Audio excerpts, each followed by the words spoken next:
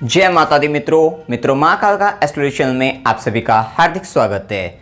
अगर आपने चैनल को सब्सक्राइब नहीं किया है तो चैनल को सब्सक्राइब करें और बेल आइकन को प्रेस करें ताकि आप हमारी लेटेस्ट वीडियो को देख सकें। आज हम चर्चा करने वाले हैं प्रेम संबंध प्रेम विवाह की नवांश से फलित में। अब हम इसका जो विचार करेंगे वो नवांश कुंडली को भी लेकर करने वाले हैं। इससे पहले की वीडियो में हमने आपको प्रेम संबंधों के बारे में बताया था कि किस किस प्रकार से कुंडली के अंतर्गत प्रेम संबंधों के योग जो हैं बनते हैं। तो अगर आपने वह वीडियो नहीं देखी है तो आप अवश्य जाकर देखिए। और अब हम चर्चा करने वाले हैं नवांश को लेकर जो है।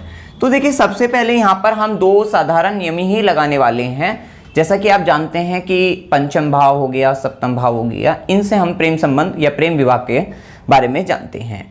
तो यहाँ पर अगर इनका आपस में कनेक्शन हो जाता है, मतलब कि हम ज़्यादा चर्चा नहीं करेंगे इसमें, बस लेकर चलने वाले हैं पंचम भाव पंचमेश, सप्तम भाव सप्तमेश। अब इन्हीं संबंधों को हमें चेक करना है लगन कुंडली के अंतर्गत और नवांश कुंडली के अंतर्गत। बस यही संबंध, इसको आप उदाहरण की सहायता से समझेंगे, आप आसानी से समझ जाएंगे। देखिए, सबसे पहले तो आप जैसे कि ये कुंडली है जिसका इनका जन्म जो है 14 अप्रैल 1987 को हुआ है, 3:42 AM और अमरोहा का है। अब यहाँ पर देखिए कुंभ लगन की कुंडली है, जैसे कि हमने पहले वीडियो में बताया था। तो लगन का तो यहाँ पर जो है शनि का लगन नहीं, तो हम वहाँ पे शुक्र की लगन की बात कर रहे थे, परंतु यहाँ पर आप देखिए ये इनका प्रेम विवाह हुआ है। ठीक है, तो अब यहां पर आप देखिए लगनगत क्या बैठे हुए हैं, शुक्र है, अपने आप में ही सक्षम रहते हैं व्यक्ति को प्रेम कराने के लिए जो है। अब यहां पर हमने जो आज हम नियम लगाने वाले हैं इस वीडियो के अंतर्गत, वो देखना है आपको पंचम भाव और सप्तम भाव में कहीं कनेक्शन हुआ है अथवा नहीं हुआ है। देखिए यहां पर देखिए पंचम भाव के स्वामी 3 नंबर क्या हुआ, मिथुन राशि, स्वामी बुध बनते हैं तो बुध हुए। 5 नंबर सिंह राशि, स्वामी सूर्य बनते हैं। तो अब यहां पर दोनों का कनेक्शन होना है बुध और सूर्य का। तो आपको क्या चेक करना है, अब आपकी कुंडली में हो सकता है यहाँ पे कुछ और नंबर हो, कुछ और यहाँ पे भी कुछ और दूसरा नंबर हो, यहाँ पे भी कुछ और नंबर हो। तो आपको इन नंबरों के बारे में, जैसे कि हमने पहले ही बता चुका है, राशियों के बारे में पता होना चाहिए कि कौन सा नंबर कौन सी राशि और उसके स्वामी क्या होते हैं। ठीक है, तो यहाँ पे बुध और सूर्य, अब आपने इस कुंडली के अंतर्गत देखिए बुध और सूर्य एक साथ बैठे हुए हैं धन भाव के अंतर्गत। तो यहां पर प्रेम संबंध के योग बनते हैं, सप्तम भाव के साथ संबंध भी है। अब यही संबंध अगर जो है नवांश में भी बन जाए तो ये प्रबल योग बन जाते हैं, और उस पर अगर शुभ ग्रहों की दृष्टि पड़ जाए और अगर शुभ संबंध बन रहा है तो वो प्रेम विवाह में भी परिवर्तित हो जाता है। तो यहां पर क्या हुआ, ये तो आपने संबंध यहां पर देखिए बुध और सूर्य का इस प्रकार से बना कि भाई सप्तम भाव के पंचम भाव के स्वामी और सप्तम भाव के स्वामी एक साथ जाकर बैठ गए। अब इसी प्रकार नवांश कुंडली के अंतर्गत देखिए, नवांश कुंडली के अंतर्गत अगर शुक्र यहाँ पे पंचम भाव में शुक्र है और सप्तम भाव में चंद्रमा है, शुक्र और चंद्रमा, लेकिन शुक्र और चंद्रमा, शुक्र तो चलिए पंचम भाव के स्वामी पंचम भाव में ही है, लेकिन चंद्रमा जो है वो नवम भाव में बैठे हुए हैं। तो यहाँ संबंध तो बना नहीं है।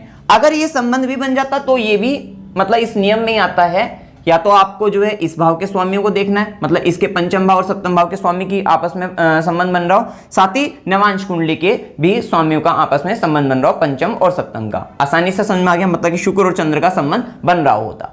लेकिन अगर यहाँ पे ये भी नहीं बना हुआ है तो भी कोई दिक्कत नहीं है। अगर ये बन जाता तो अच्छा होता, कोई दिक्कत नहीं है, लेकिन नहीं बना कोई दिक्कत नहीं है। फिर आपको क्या चेक करना भाई, या तो ये संबंध बना हुआ था शुक्र और चंद्र का, मतलब कि पंचम भाव के स्वामी और सप्तम भाव के स्वामी का, लेकिन अगर नहीं बना है तो आपको अब क्या चेक करना है कि क्या इस कुंडली के जो लगन कुंडली आपकी, मतलब इस कुंडली के पंचम भाव और सप्तम भाव का स्वामी का जो संबंध है क्या इसमें बना हुआ है, नवांश के अंदर बना हुआ है।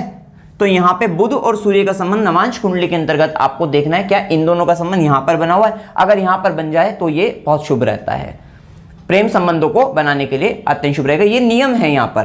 तो अब बुध और सूर्य का आप देखते हैं, तो सूर्य कहाँ है, आपके तृतीय भाव में है नवांश के अंतर्गत, और बुध जो है कहाँ पर बैठे हुए हैं, कन्या राशि के अंतर्गत नवम भाव के अंतर्गत बैठे हुए हैं। आपस में संबंध बन गया, जो है सामने सामने बैठ गए, दृष्टि संबंध हो गया आपस में, मतलब इन दोनों का संबंध आपस में बन गया।